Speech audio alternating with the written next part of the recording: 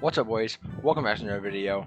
Today we're doing an NBA mock draft. My first NBA, I think. Wait, is it? Yeah, I'm pretty sure my first NBA mock draft of this draft season. We're about 2 weeks out of the draft, and I'm excited for it. The Detroit Pistons have the first pick, so let's get right into it right now. First pick, I think, is undoubtedly gonna be Cade Cunningham. It's just what team's he gonna go to? Is Detroit gonna keep the pick, or are they gonna trade it away? Which I don't honestly see them doing. I think they're gonna stick with their player and get Cade Cunningham out of Oklahoma State with that selection. The second overall pick belongs to the Houston Rockets, and for me, it's between Jalen Green and Evan Mobley. I like Evan Mobley. I've liked him for a long time. I think he's a better prospect than James Wiseman was when he was coming out of college, by a pretty wide margin, if I had to say so. Evan Mobley can shoot a decent little bit for a center, and he's got the traits to be able to be an actually good shooter, a legit, like, really good shooter. So I think I do like Evan Mobley at this spot as more of a better prospect. Jalen Green probably more of a raw prospect in my eyes. So I'm going to take Evan Mobley with the second selection here, which is unfortunate for the Cavs because I'm sure they would have loved to have Mobley fall here. So I don't know why point guard need is high. They have two point guards and, well, two quote-unquote point guards in Colin Sexton and Darius Garland. But Jalen Green is the best guy available on the board, so I think they're going to go with him. He's a more of a true two guard. So I don't know. They probably have to trade away either Sexton or Garland, or they could just trade the third overall pick away in general if that's what they want to go with. So, anyways, right here, Toronto Raptors on the clock. For me, it's between Jonathan Kuminga and Jalen Suggs. For me, Jalen Suggs was not as impressive as I had thought. He's not a point guard. He doesn't have necessarily the point guard traits that you need to be a starting point guard in the league. So I don't know if he's that Kyle Lowry replacement necessarily. And although Kuminga is probably a little more raw of a prospect, I think he's got a higher ceiling than Jalen Suggs, and I like him just a little bit more at this point, to be honest with you. So I'm gonna go with Jonathan Kuminga. I like what he's done. I thought I was gonna show stats, but anyways, Jonathan Kuminga out of the Congo in the G League this year. I'm going to go with him to the Toronto Raptors. Fifth overall pick, the Orlando Magic are on the clock. I'm going to go with Jalen Suggs here just because he's the best player available. Honestly, I think it's a pretty marginal gap. Not marginal. Let's see. A pretty small gap between Jalen Suggs and Scotty Barnes for who could go here at 5, in my opinion. I think these are two similarly graded prospects in my eyes, but I will go with Jalen Suggs in this situation here. The sixth pick, OKC. I think they're going to go with Scotty Barnes, best player available. Use a lot of those draft picks to your advantage and get the best player on the board, who all know is not a fantastic shooter right now. It could be developed, but he's an outstanding athlete and can be a good defender in the league. So Scotty Barnes there out of Florida State. Warriors on the clock, and honestly, I hate to keep going like chalk like this, but Davion Mitchell is just the best option. He can be that backup point guard behind Steph Curry and be one of the best rookie defenders, if not the best rookie defender coming out of college right here. So I like Davion Mitchell. He's a little bit of an older prospect, but I don't really mind older prospects, honestly. If they're good, they're good. That 2-year difference isn't going to be too much for me. So Davion Mitchell out of Baylor is going to be the selection there. And with the second pick for the Orlando Magic, I had them. Who did I have them draft? I had them drafting Jalen Suggs first. I'm sure they'd like to get a big man, maybe a power forward at this spot. Maybe Jalen Johnson could be that power forward for them, but I am not high on Jalen Johnson at all. And trust me, it's not just because he went to Duke for like half a season or whatever. I just don't. I'm not a ginormous fan of his game. In my opinion, he's kind of just a less athletic Zion. Just saying. Anyways, the 8th spot for the Orlando Magic. I like James Bouknight a lot. But they just drafted 2 guards, so I'm not going to go with that. I think Franz Wagner can be a really good pick for him here. That is gonna be where I'm going to end up going with Franz Wagner out of Michigan. With the 9th overall pick, the Sacramento Kings are on the clock at this spot. They need a forward. I'm going to go with a forward here. I just don't like Jalen Johnson. He's going to end up falling for me. Corey Kispert's okay. I think he's a bit of an overrated prospect, although he does shoot the 3 ball very well. Usman Garuba would be a tad bit of a reach here, in my opinion, but it would be a terrible option. Keon Johnson, he just can't really play the 3 guard, although he might be the best player available. I am a big fan of Alperen Sengun. That might be who I end up going with. I think it is. I'm going to go with Alperen Sengun. He could play power forward or center for you if he needs to and be that guy for the future, since Marvin Bagley's definitely not working out and he wants to be traded at this point. So with the New Orleans Pelicans here at 10, I think they're going to go Keon Johnson. I like that fit a lot there. Good defender out of Tennessee, which is really what the Pelicans need. Also a guy who can develop into that corner shooting guy that Zion needs to get some guys off of him in the post. The Charlotte Hornets here at 11. It's just tough for me. They really need a center. I mean, they really need a center, trust me. I watched most of the Hornets games this year, and no offense, Cody Zeller and Bismack Biyombo are not getting it done. But PJ Washington, there were times where he actually looked good at the 5, and I actually like that a lot. So I would not mind PJ Washington sitting at the 5 for the rest of his career, honestly. I think he's more than capable of doing it, although that will take him away from being able to shoot the 3-point ball as much as he has, which he's really good at. But I like PJ Washington at the 5, but if there a true center was available that I liked a lot, I'd go with it, but there's really just not that. I mean, Isaiah Jackson is 6'11", but I don't know if he's the true center that you're looking for at this spot. So I'm gonna go with James Bouknight. I think he's the best player available, and if it turns out we're not gonna be able to bring back Devontae Graham and Malik Monk, so I think he'd be a really good score first 2 guard like those 2 are that could replace that spot. So I'm gonna go with James Bouknight there.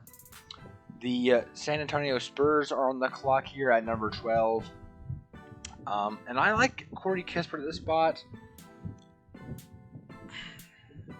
Oh, I could go with a foreign guy. I think I'm going to opt for the foreign guy because that's what Popovich does best. I'm going to go with Usman Garuba out of Spain here. Pacers at 13 overall. They got some good shooters. They don't really need a shooting wing, so I'm going to keep Corey Kispert on the board. Josh Giddey could honestly be a point guard if they haven't traded Malcolm Brogdon for whatever reason. Also, Miles Turner's been talked about getting traded. But there's no real center available that they want to probably go with here. So I am going to go with just the best player available in my opinion, and that's Isaiah Jackson. I like his potential in the league, and I think if they make this selection, look for him to move, honestly, either Sabonis or Miles Turner this upcoming season. So Isaiah Jackson, I'm pretty high on him. Number 14, the Golden State Warriors are back on the clock. And they took Davion Mitchell, the 3-and-D type player out of Baylor.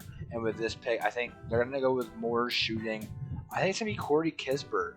They need wing help a little bit, so I'm going to go with Corey Kispert there. One of the best shooters in the draft, if not the best shooter. With the 15th pick, the Washington Wizards are on the clock. And I'm going to go with Sharife Cooper. I'm high on Sharife Cooper. He's not tall. But I think we've seen from this at this point that height is not the only thing that necessarily matters. Russell Westbrook, he's not going to be there forever. And he couldn't even get traded this year. Same thing with Bradley Beal. So I think he can sit behind them for a couple of. Sharife Cooper can sit behind them for a couple of seasons, I should say, and just get better and better until he can take over and be a really good point guard. I think so. I'm going to go with Sharife Cooper there. Number 16, Oklahoma City Thunder are on the clock. They took Scottie Barnes. Oh my goodness, wow. They took Scottie Barnes 6th overall. So right here, I'm going to go with Moses Moody. I think he's the best player left on the board at this spot. Number 17, the Memphis Grizzlies are on the clock. They need a 2 guard to go alongside Ja Morant, and also they could just go best player available spot to increase the depth on that team. But honestly, Josh Giddey, I see him more as a 1, and I don't want him to be playing alongside Ja Morant. I don't want to mess up anything like that, so I'm gonna leave Josh Giddey on the board here, and I'm gonna go. Dang, this is tough.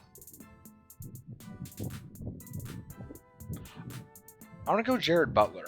He's a point guard, sure, but I think he plays better when he's off the ball. He can be that perfect on-ball defender for you, one of the best defensive guards in the draft, alongside with his teammate Davion Mitchell. I think Jared Butler can be either the backup 1, or you can put him alongside of the 2 guards at points if you want to be that great defender and good player when he has the ball in his hands as well. Number 18, another Oklahoma State Thunder pick. I'm going to go with Kai Jones here out of Texas. I think he could play the center position, which they need quite desperately. But if not, he could just end up being a good power forward in the league. I would like Josh Giddey in this spot if I hadn't have already drafted like Moses Moody. But so I'm going to go with Kai Jones in this spot here. The Knicks at 19th overall. Derrick Rose is a little bit older, and he's not going to be around forever. And obviously, yeah, I think I'm going to go with a point guard here. I'm going to go with Josh Giddey out of Australia. Number 20, the Atlanta Hawks are on the clock. And you may be thinking, Jalen Johnson's on the board. I think that'd be a pretty good pick for him, but I don't know. I truly am not high on Jalen Johnson. Although he definitely could go at this spot. I just don't see it quite yet as being the place where he's going to go. So with this pick, I am going to end up going with a guard, though. Possibly the backup 1 behind Trae Young of the future. And for me, that's going to be Jaden Springer out of Tennessee. Number 21, the New York Knicks are back on the clock. And at this point, I think they just go best player available. I'll say Jalen Johnson stops falling and goes here 21st to the Knicks. Number 22, the Los Angeles Lakers are on the clock. And they need shooting. I really think they need a guy who can just stand in the corner at basically all times and shoot the 3 ball. And I think Trey Murphy can do that. And he can play the small forward, he can play shooting guard. He's got good height. He wouldn't be able to defend power forwards at the next level, but I think he could play the position as far as the positionless basketball that we're transitioning to. Anyways, 23rd is held by the Houston Rockets from the Trailblazers. And with this pick, honestly, it should be another best player available. They got Evan Mobley second overall. So here, I'm just going to go with the best player available, in my opinion, and that's going to be Joshua Primo. He's been a guy who's been rising up my draft board, and I think he's a very good player to Houston. It's fairly local there. And another pick for the Houston Rockets here, might as well go with... Yeah, I'm going to go with the best player. I'm going to go with high upside here, actually. I'm going to go with Zaire Williams. Didn't have a great freshman season at Stanford, but we know he has a potential former 5-star recruit. So the Los Angeles Clippers are on the clock. I think they go with another guy with the last name Mann. I'm going to go Trey Mann out of Florida. Pair him up with Terrence Mann. That'd be quite the duo there. Nuggets at 26 here. I'm going to go with 2-guard Cameron Thomas out of LSU, one of the best shooters in this draft as well. Nets at 27. I'm going to go with Day'Ron Sharpe out of North Carolina. No, I'm not being biased. They need center help, if anything, and he can be a guy who can just go out there and get you offensive and defensive rebounds to help Kevin Durant, James Harden, and Kyrie Irving get the ball back in their hands. So Day'Ron Sharpe is going to go there for me.